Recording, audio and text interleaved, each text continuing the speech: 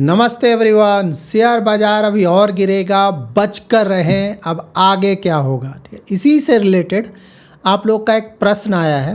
प्रश्न को मैं पढ़ देता हूँ, आपको क्लैरिटी मिलेगा। योर फिलोसफी इज़ पढ़े रहो, but if there is a recession or huge market slump in near future, should we stay put or sell everything at high rate to reinvest during the market downturn movement. Relevant query है ना, क्योंकि 2 साल के आसपास कोई खास return तो देखने को नहीं मिल रहा है, और फिर नियर फ्यूचर भी कोई ऐसा पॉजिटिव दिख नहीं रहा है ना। सभी तरफ प्रॉब्लम्स दिख रहे हैं जो कि डेली बेसिस पर लोग डिस्कस करते हैं। इसको आंसर करूंगा। इसके अलावा भी बहुत सारे प्रश्न हैं आप लोग के, तो वो भी इंटरेस्टिंग प्रश्न है जो कि वीडियो में आगे मैं कवर करूँगा। सबसे पहले मार्केट अपडेट देख लेते हैं। इंडियन मार्केट्स के हालात क्या हैं, वर्ल्ड मार्केट्स के हालात क्या हैं, और उसके बाद सारे प्रश्नों का मैं जवाब दूंगा। तो इंडियन मार्केट देखिए, सुबह देखते तो हालात बहुत ज़्यादा ख़राब था। इनफैक्ट सभी कुछ ऑलमोस्ट गिरा हुआ था। ऐसा नहीं कि कोई बहुत ज़्यादा गिरावट था, लेकिन गिरा हुआ ऑलमोस्ट सभी कुछ था। लेकिन क्लोज़र के समय आते आते ना ज़्यादातर चीज़ें अब पॉजिटिव हो गया। क्यों हो गया, ऑफ कोर्स हम जानेंगे। लेकिन पहले यहाँ पे देखिए, large cap, mid cap, small cap का परफॉर्मेंस देख सकते हैं। सेक्टर थीम भी देखें तो पॉजिटिविटी आया है यहाँ पे ना। Consumer durable, pharma, even consumption में थोड़ा बहुत परफॉर्मेंस आ रहा है। तो ओवरऑल सुबह के मुकाबले देखें तो ऐसा नहीं कि कोई बहुत अच्छा परफॉर्मेंस है, लेकिन हाँ, सुबह के मुकाबले अच्छा खासा इंप्रूवमेंट देखने को मिला है। बाहर का मार्केट देख लेते हैं तो यूएस मार्केट का तो कोई खास परफॉर्मेंस कल नहीं था। प्री मार्केट्स देखेंगे, फ्यूचर्स, तो यहाँ पे परफॉर्मेंस थोड़ा आया है, जिससे कि लग रहा है शायद आज यूएस मार्केट्स का परफॉर्मेंस अच्छा हो। यूरोपियन मार्केट्स देखेंगे तो यहाँ भी कहीं कहीं थोड़ा आउट परफॉर्मेंस तो आया है। एशियन मार्केट्स देखें तो यहाँ भी थोड़ा आउट परफॉर्मेंस कहीं कहीं आया। तो ओवरऑल थोड़ा बहुत परफॉर्मेंस आज ज़्यादातर वर्ल्ड मार्केट्स में आया हुआ है। तो कल हम लोगों ने डिस्कस किया था ना कि बहुत ज़्यादा नेगेटिविटी हो सकता है आज, और कल के यूएस मार्केट में देखने को मिला। तो फिर ये पॉजिटिविटी कहाँ से आ गया? तो देखिए, मार्केट मोस्टली, मैं पहले ऐसा बोल रहा था ना कि पता नहीं क्यों मार्केट डोनाल्ड ट्रंप को या फिर उनके जो मिनिस्टर्स हैं उनकी बातों को सीरियसली लेता है ना। पहले मार्केट सीरियसली लेकर ना तुरंत रिएक्ट करता था। 1-2 दिन अप डाउन बहुत होता था उधर, लेकिन अब फॉर्चुनेटली अभी रीसेंट जो इवेंट्स हो रहे हैं ना, उसको देखकर यही लगता है कि फाइनली मार्केट ये समझ चुका है कि इन लोगों को पूरी तरह से डिस्काउंट करने में ही भलाई है, इनकी बातों को सीरियसली नहीं लेना है। मार्केट एडजस्ट करके मूव ऑन कर रहा है। इससे पहले भी लड़ाई कई जगह हुआ है ना, रसिया यूक्रेन का तो जब हुआ था उस समय बहुत प्रॉब्लम हुआ था ना। उसके बाद धीरे धीरे मार्केट एडजस्ट करके, अब तो सालों से चल रहा है मार्केट को, उसको लेकर कोई फ़र्क नहीं पड़ता है। तो मोस्टली यहाँ भी फ़िलहाल एटलीस्ट अभी तो यही देखने में लग रहा है कि शायद मार्केट मूव ऑन कर गया है, और यहाँ से शायद बहुत ज़्यादा नेगेटिव असर इस लड़ाई का ना पड़े। क्योंकि इससे पहले भी यूएस के ट्रेजरी डिपार्टमेंट ने अनाउंसमेंट किया था ना कि बहुत ज़्यादा हम बॉन्ड बाइंग करने जा रहे हैं, बायबैक करने जा रहे हैं। तो एक दिन बस उसका फ़र्क पड़ा, फिर उसके बाद कुछ नहीं हुआ, सब कुछ पहले जैसा नॉर्मल हो गया। उसके बाद फिर से कल मैंने बताया था ना, वहाँ जो ट्रेजरी सेक्रेटरी हैं स्कॉट बेसेंट, उन्होंने बड़ा बड़ा स्टेटमेंट दिया कि ईरान के साथ ये कर देंगे, वो कर देंगे। कुछ अनाउंसमेंट भी उन लोगों ने किया, लेकिन उसका ही मार्केट पे कोई फ़र्क नहीं पड़ा। थोड़ा बहुत क्रूड ऑयल शुरू में थोड़ा ऊपर गया, लेकिन फिर अभी तो पूरा नीचे जाने लगा है ना। कोई फ़र्क नहीं। यहाँ पे अगर क्रूड ऑयल देखेंगे ना तो अभी 89 के आसपास आ चुका है यूएस डॉलर्स पर बैरल ना। 93-94 चला था, नीचे आ गया। उसी तरह से उनका जो बॉन्ड यील्ड भी देखेंगे ना तो 4.6869 के आसपास चल रहा है। तो चलिए, अच्छा है कि मार्केट बहुत ज़्यादा सीरियसली इन लोगों को नहीं ले रहा है, क्योंकि सीरियसली लेगा तो फिर प्रॉब्लम होगा। तो let's hope for the best कि हम यहाँ से मूव ऑन करें और फिर दूसरी चीज़ों की तरफ देखें, और वहाँ पे शायद इंडिया के लिए कुछ पॉजिटिव चीज़ है। क्योंकि इंडियन देखो, इकनॉमी अभी आप देखें तो पहले से इम्प्रूवमेंट हुआ है। कई बार हम लोग ये सब डिस्कस कर चुके हैं ना। बाहर से थोड़ा बहुत हेडेक आ रहा था, तो अगर वहाँ थोड़ा राहत मिलेगा तो हो सकता है कि आने वाले समय में, नियर फ्यूचर की ही बात मैं बोल रहा हूँ, लंबा नहीं, नियर फ्यूचर में ही फिर से मार्केट्स में थोड़ा बहुत परफॉर्मेंस देखने को मिल सकता है, जो कि अच्छी खबर है।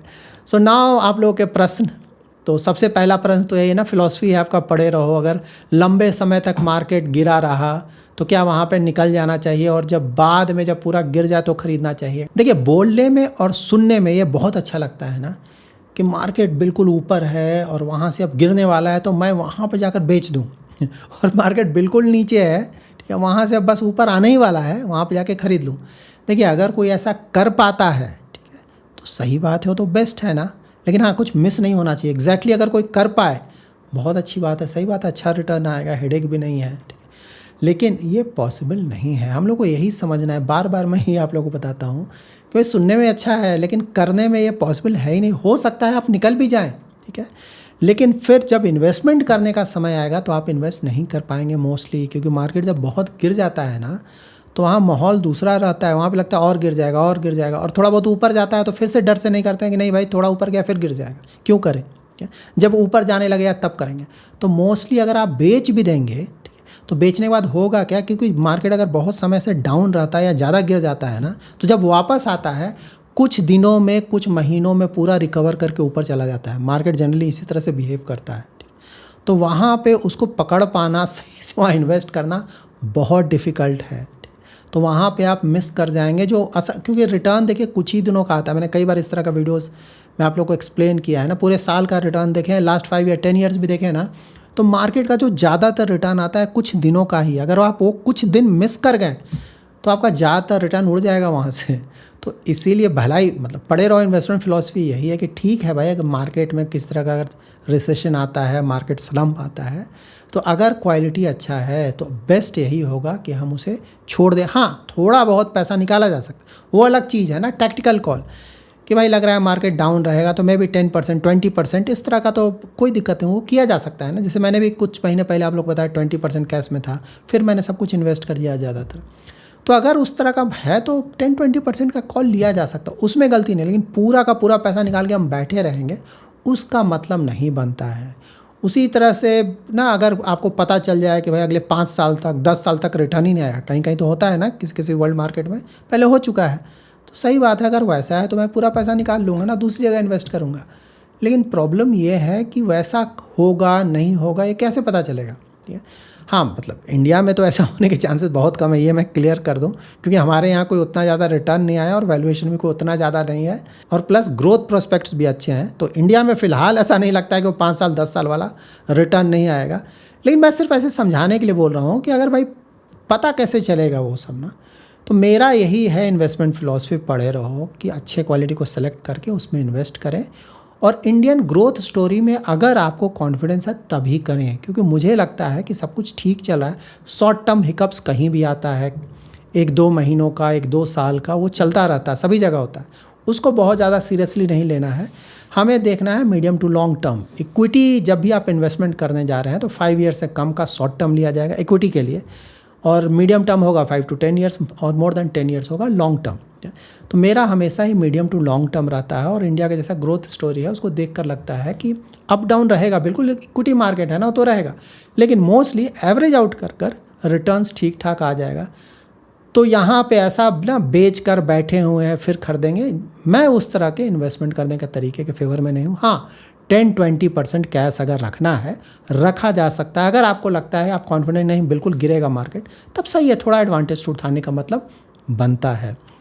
आज का दूसरा प्रश्न है, अभी लार्ज कैप म्यूचुअल फंड का सिप अमाउंट कम करके स्मॉल और मिड कैप फंड में टॉप अप करना चाहिए। देखिए, कभी भी इन चक्रों में पड़े ही नहीं, ठीक है, कि अभी मार्केट में क्या चल रहा है उसके आधार पे हम अपना इन्वेस्टमेंट करने का तरीका या फिर इन्वेस्टमेंट स्ट्रेटजी या फिर मार्केट कैप एलोकेशन सब कुछ बदल दें। क्योंकि आप इन्वेस्टमेंट कर रहे हैं 5 ईयर्स 10 ईयर्स के लिए, तो अभी क्या हो रहा है वही चीज़ 5 साल 10 साल के बाद नहीं होगा, आपको ये समझना है, ठीक है। आप 5 साल 10 साल के बाद पैसा निकालेंगे तो उस समय हो सकता है सब कुछ बदल चुका हो, क्योंकि एग्जैक्टली हमें नहीं पता है 5 साल 10 साल बाद कौन क्या चलेगा, कहाँ नहीं चलेगा, नोबडी नोज ना फॉर श्योर।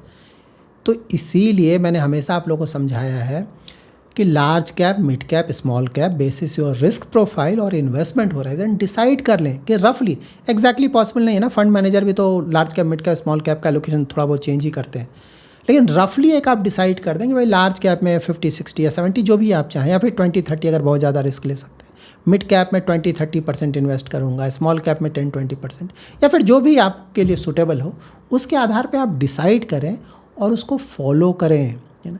यहाँ पे हमेशा मार्केट के आधार पे इसको चेंज नहीं करें, कोई मतलब नहीं बनता है, क्योंकि आपका लॉन्ग टर्म पोर्टफोलियो है, और अगर आपको लॉन्ग टर्म में एवरेज आउट करके ठीक ठाक रिटर्न्स बनाना है तो सभी जगह एलोकेशन रखें। अच्छा तरीका है। लार्ज कैप सही बात है रिटर्न नहीं आया है, लेकिन ऐसा नहीं कि हमेशा रिटर्न नहीं आएगा, वहाँ भी रिटर्न आएगा। जब FIIs वापस आएंगे, जब ये जो बड़े वाले प्राइवेट वाले जो लार्ज कैप के बैंक्स हैं ना, उनका ही परफॉर्मेंस आएगा, ऐसा नहीं कभी नहीं आएगा ना, उनका ही परफॉर्मेंस आएगा।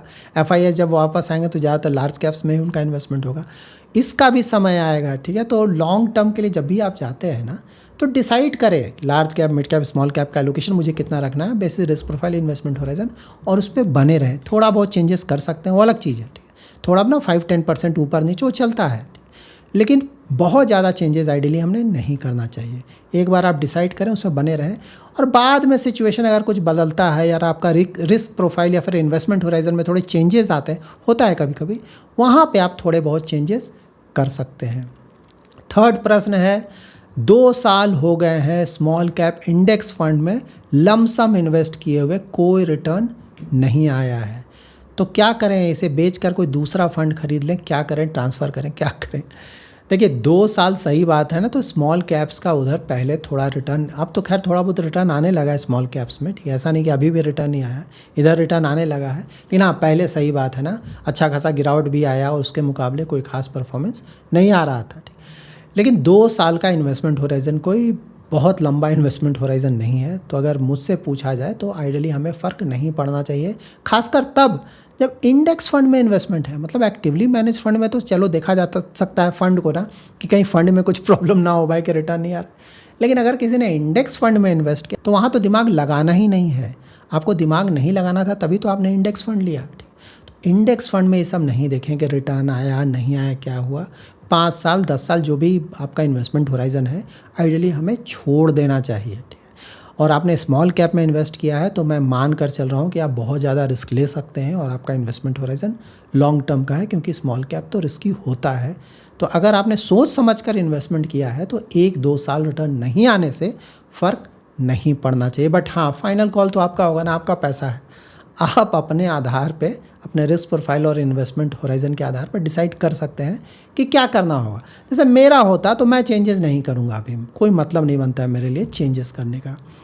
चौथा प्रश्न है, ETF में इन्वेस्टमेंट करना चाहिए? देखिए कोई ज़रूरी नहीं है कि ETF में हमें इन्वेस्टमेंट करना ही है, ठीक है। मैं भी म्यूचुअल फंड्स में इन्वेस्टमेंट करता हूँ ना। हाँ, फॉरेन इक्विटीज़ में बाहर जो थोड़ा बहुत एक्सपोजर है उसके लिए ETFs है मेरे पास, अगर या फिर गोल्ड में अगर मैं जाऊँगा तो शायद ETF के थ्रू करूँगा। अभी तो नहीं है, ETF भी नहीं है गोल्ड मेरे पास, पहले थोड़ा बहुत था, ठीक है। तो वहाँ पे अगर जाऊँगा तो ETF के थ्रू करूँगा। लेकिन रेगुलर जो म्यूचुअल फंड्स हैं ना, अब large cap, mid cap, small cap, flexi cap, ये सब तो मेरा भी सिंपल म्यूचुअल फंड है, ETF नहीं है। लेकिन हाँ, मेरा नहीं है इसका ये मतलब नहीं कि ETF में इन्वेस्ट नहीं किया जा सकता है। डीमैट अकाउंट है आपके पास, ट्रेडिंग अकाउंट है, आपको थोड़ा आइडिया है ना शेयर्स का खरीदना बेचना, आपको आइडिया है कि ETF में जब भी आप इन्वेस्ट करेंगे तो आपको थोड़ा EOM देख लेना है कि उसमें ट्रेडिंग अच्छा खासा हो रहा हो, थोड़ा EOM बड़ा हो, ताकि जब खरीदने जाएँ तो अच्छा रेट मिल सके, और जब बेचना हो तो आप बेच सकें। ऐसा नहीं कि बेच ही नहीं पा रहे हैं, अगर EOM बहुत छोटा है, ट्रेडिंग नहीं है, बेचने में ही दिक्कत हो जाएगा, ठीक। तो ये सब देख लें। लेकिन हाँ, अगर कंफर्टेबल नहीं है ETF से, म्यूचुअल फंड, मुझे देखिए ना, मैं तो ETF से भी कंफर्टेबल हूँ, लेकिन म्यूचुअल फंड में इन्वेस्ट करता हूँ, तो मेरे अनुसार म्यूचुअल फंड बेस्ट है। लेकिन हाँ, ETF में अगर कोई जाना चाहता है तो बिल्कुल जा सकता है, कोई दिक्कत नहीं है। So that's it in this video. अगर आपको ये वीडियो पसंद आया है तो जरूर लाइक एंड शेयर करें। पहली बार हमारे यूट्यूब चैनल पर आ रहे हैं तो चैनल को जरूर सब्सक्राइब करें। Thanks lot for watching.